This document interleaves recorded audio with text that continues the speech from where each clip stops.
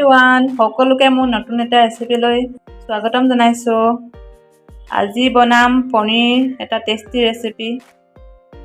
এয়া লৈ লৈছোঁ পনীৰ সৰু সৰুকৈ আপোনালোকৰ নিজৰ চাইজ মতে কাটি ল'ব পাৰিব। মই ইমানটো চাইজত কাটি লৈছোঁ।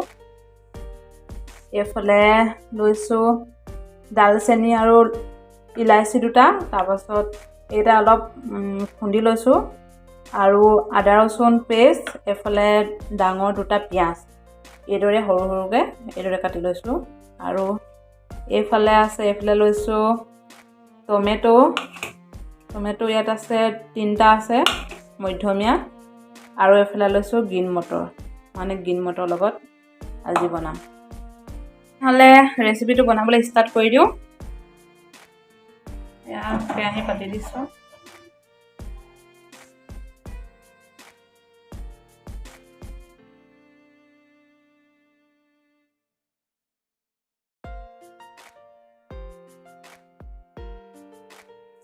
এয়া তেল গৰম হৈ গৈছে।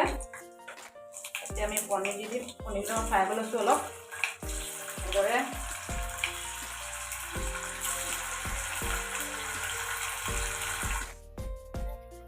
ভালদৰে ভাজি ল'ম। ভালদৰে অলপ কালাৰটো অহালৈকে ভাজি ল'ম। এয়া হৈ গৈছে। বছ ইমানলৈকে ফ্ৰাই কৰিম, অলপ কালাৰটো আনিলে হ'ব। এতিয়া আমি আহি ল'ম।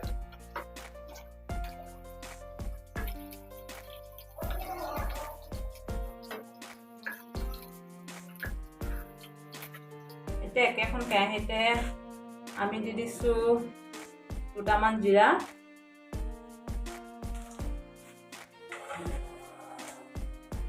তাৰ লগে লগে দি দিম পিঁয়াজ আৰু দি দিম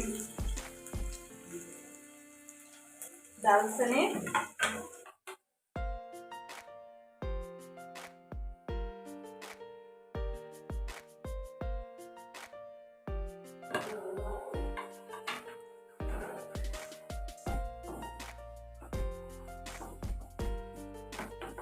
এতিয়া আকৌ ভালদৰে মিক্স কৰি ল'ম আমি এইখিনি।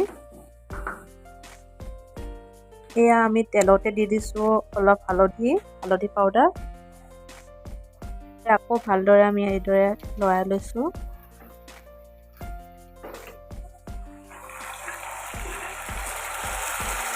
পিঁয়াজখিনি অলপ ভাজি লোৱাৰ পাছত আদা ৰচুনখিনি অলপ সিজা মাত্ৰ লগে দি দিছোঁ আমি মটৰখিনি ইয়াত। মটৰখিনি ভালদৰে মিক্স কৰি লওঁ। ইয়াত ধনিয়া পাউডাৰ দিয়াৰ পাছত ভালদৰে আকৌ আমি মিক্স কৰি লৈছোঁ। এয়া দি দিছোঁ সৰু চামুচেৰে 1 চামুচ জিৰা পাউডাৰ। এইখিনিও ভালদৰে আমি মিক্স কৰি ল'ম। এতিয়া এইখিনি সময়তে দি দিছোঁ 1 চামুচ নিমখ, আপোনালোকে সোৱাদ অনুসৰি দিব।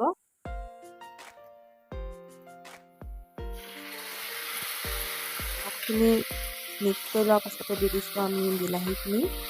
এতিয়া বিলাহীখিনি ভালদৰে আমি আকৌ ভালদৰে মিক্স কৰি লৈছোঁ।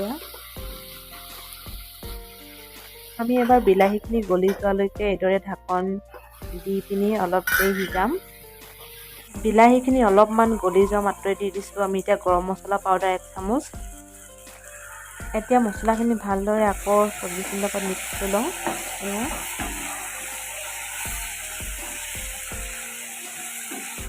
দেৰি পাছতে দি দিছোঁ এয়া ৰেড চিলি পাউডাৰ 1 চামুচ সৰু চামুচেৰে।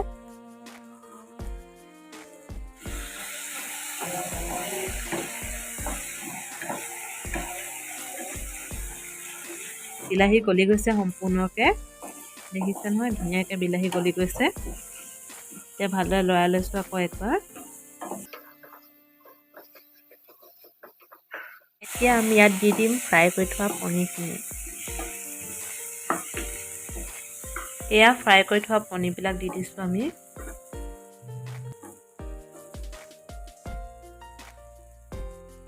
এতিয়া ফ্ৰাই কৰা পনীৰখিনিৰ লগত ভালদৰে আমি ইয়াৰ পেষ্টখিনি ভালদৰে মিক্স কৰি লৈছোঁ। এয়া দেখুৱাৰ দৰে। এয়া ভালদৰে লৰাই আকৌ আমি ঢাকন দি দিছোঁ যাতে পনীৰখিনিত মছলাটো সোমাই যায়। এয়া চাওক আমাৰ মটৰ আৰু বিলাহীয়ে নিজৰ তেল এৰি দিছে। এয়া চাওক এতিয়া টাইম হৈছে পানী দিব। গম পাব এইখিনি সময়তে পানী দিব লাগে বুলি। এতিয়া আপোনালোকে নিজৰ ইচ্ছা অনুসৰি দিব, কিমানটো খাই ভাল পায়, ডাঠকৈ ভাল পায় নহ'লে পাতলকৈ ভাল পায়, আপোনালোকৰ নিজৰ ইচ্ছা অনুসৰি দিব পাৰিব। নিজৰ আন্দাজ অনুসৰি দিব। এয়া মই দি দিছোঁ চাওক। মই যিহেতু আমাৰ ৰুটিৰ লগত খোৱা হ'ব সেইটো কাৰণে গ্ৰেভিৰ দৰে হ'ব, সেইটো কাৰণে পানী দি দিছোঁ আৰু অলপমান দি দিম পানী। এয়া দি দিছোঁ অলপমান।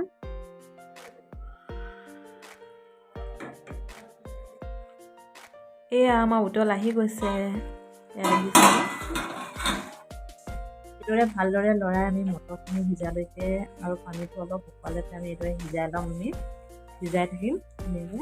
আপোনালোকক এটা কথা কৈ থৈ দিছোঁ, যদি আপোনালোকৰ মটৰবিলাক ভাল নহয়, মানে কিছুমান মটৰ নিসিজে যে, যদি আপোনালোকৰ মটৰবিলাক ভালকৈ নিসিজায় তেনেহ'লে আপোনালোকে আগতে মটৰটো বইল কৰি ল'ব ভালদৰে। মটৰখিনি ভালদৰে বইল কৰাৰ পাছত আপোনালোকে এইদৰে বনাব।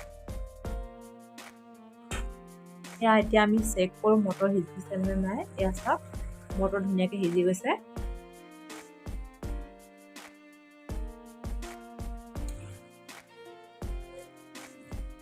এয়া আমাৰ মটৰ পনীৰ হৈ গৈছে, ৰেডি হৈ গৈছে। এটা লাষ্ট এতিয়া ইনগ্ৰিডিয়েণ্ট এটা দিম, আপোনালোকে চাই থাকক এইটো। এয়া লৈ লৈছোঁ অলপমান চেনি দি দিছোঁ। বিলাহীটো বেলেঞ্চ কৰি ৰাখিবৰ কাৰণে দি দিছোঁ, নহ'লে বিলাহীটো বেছি টেঙা হৈ যাব পাৰে। এতিয়া ধুনীয়া বেলেঞ্চ হৈ থাকিব, খাবলৈ বহুত সোৱাদ লাগে। আপোনালোকে এইটো দিবচোন। এতিয়া আমাৰ মটৰ পনীৰ হৈ গৈছে ৰেডি।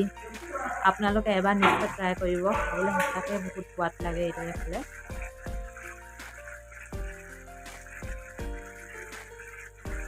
এয়া আমাৰ ৰেডি হৈ গ'ল মটৰ পনীৰ, আৰু ইয়াৰ ওপৰত দি দিছোঁ আমি 1 চামুচ ঘি।